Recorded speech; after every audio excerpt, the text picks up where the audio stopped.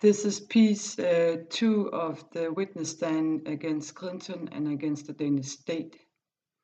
It's 11/11/16. After they intruded and violated my home, I wasn't sure, and it seemed like hopefully it was a murder attempt, but I didn't know at that time what it was. Besides, I had a confession for murder. So I started searching, of course, for the body, and I started to search for who was in town. So I actually went down in the midtown to see if there was any strangers around. For example, pedophiles or people I knew previous who had been arrested or something like that. There was nothing unusually in that town, right? There were nobody really interesting. So I went pretty fast back.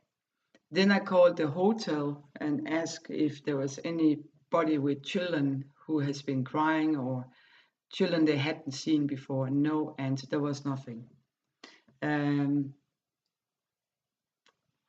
Then I started to search in the local area. I even made a small surveillance in my room to see if the person would return. Sometimes people return in some kind of agony or something. I also tried to search in, cars that were standing in different deserted places, and I searched in a fight club, which was also pretty interesting nearby. I searched in the harbor area. I found actually some CDs close to a military ship. I think it was what you call surveillance of fishing, we hope. And then, and in Copenhagen, I searched for a relation. There was actually something weird in the same apartment that links to Plaking 88. There was upstairs the apartment in Neuschwanstein was a crying kid, and somebody rushed down the stairs, and the shoe were alike. Whether this is connected, I don't know. I called police on some of these matters in Copenhagen. Then I also searched the area of Vesterbro because I knew there was, a link of abuse, and I had lived close by Vesterbro and Österbro, right? There was nothing interesting. There was one person interesting in that scenario was an Italian, person. Then I went off again to Copenhagen to search one more time, and there was really nothing except from there was, a lot of tourism and stuff like that.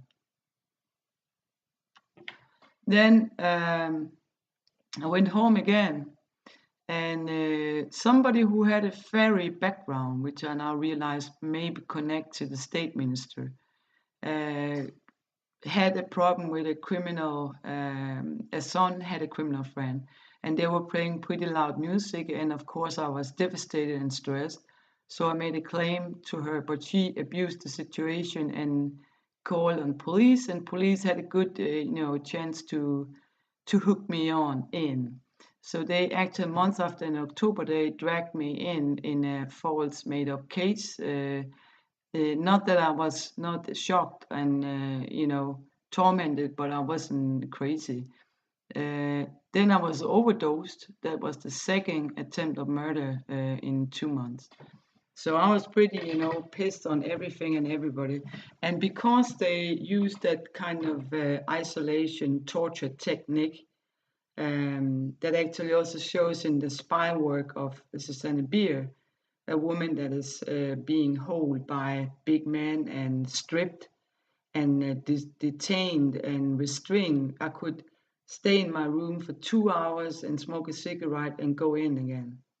If that's the way you treat a person who lost their children, I am no longer a fan of your country or your royal house. I'm sorry. That is the weirdest thing I ever experienced.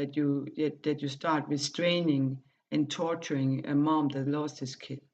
I think that is just far out. The staff at that time were run by somebody who might belongs to Germany as a case. I'm not sure if that actually he went on pension pretty fast after the case went to court. The Danish control system of the medication actually worked for the first time in this case, and actually filed that they had been misusing these things. Then I started to make it in a civil case, starting in Esbjerg court. The case the papers were selected to hurt me, and there was no respect for the childcare institution, good notes about Alex, or the closed investigation from Esbjerg Commune, or the United States and Irish diplomacy compliments, or my education at all. There was no respect for the industrial espionage, abuse, and explore, or that there was a political thing going on. No respect at all, no investigation, and apparently no interest from court, police, or lawyers. It seems that the loyalists were the same abused in covering up the mistakes in the Danish case. I tried to stop the German kidnapper. So actually they made a kind of beautiful, corrupted, organized crime within the authorities, right? So actually I was again alone in my pursuit of justice and revenge for my kid. So actually that's what I've been doing since 2012 September, relaying on that the mails I was sending to the FBI and the White House in 11-12 were mishandled by Mrs. Clinton and actually produced the attack on me and Steve. And that actually caught her up, like I can say for sure with my hand raised that she launched the attack, right? And that is now, frankly, good that she's not getting in power, because there's a big risk that powerful people make mistakes, whatever they're making mistakes in their war affairs, but it's very unusual that they attack their own staff.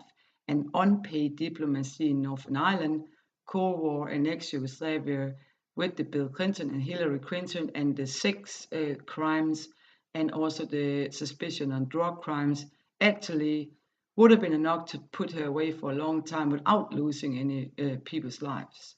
I also noticed that some of the mentioned contractors that were in the Benghazi case seemed to be a little unreliable and seemed to have a little too easy to get Hollywood to back them up in their film. Also the same I would say about the Kennedy film, and also the films of cases I've been working with.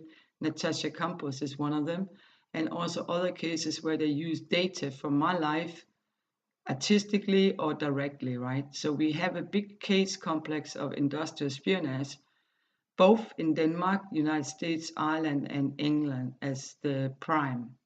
So actually here we have economical crime, we have a high diplomacy, politics crime, we have a scheme of a president running affairs where she blocked the media, she blocked my conversation.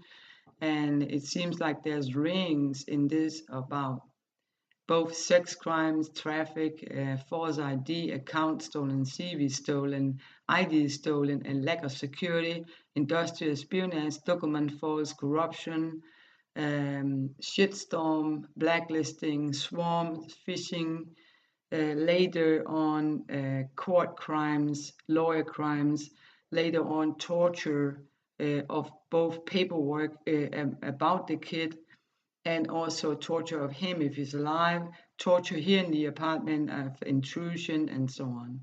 So actually I'm nothing that makes me think that I'm going to work for the state again. Absolutely nothing. I'm going to turn a U-turn, do something else. I had enough. And I can also see on the list that I have rescued God knows how many people in the Yugoslavia and made peace around the world. And actually, I have also caught up with some of the most feared people in crime history. And I also rescued a lot of horses. So I'm not a person that don't know what I'm doing. And actually, my witness stand in the 14th September, when the intruder is so clear, is so strong-headed and without doubt. So I don't think that anybody could question or lie about what happened if the statement is this clear. Because I've been in situation before. I was accidentally crossing the Pleking. I lost my friend Jesper, which was a policeman, and I was shot after many times, both in Copenhagen and in Ireland and in Spain and just here not so long ago. And I'm used to being in a fire zone, right? I'm used to being in a conflict zone. I'm not afraid. I'm not even afraid of the worst of the worst. Um, when they were in my home and I was having a warning and I didn't get any answer from the FBI or the White House, I knew we were in danger. I knew we were life threatened.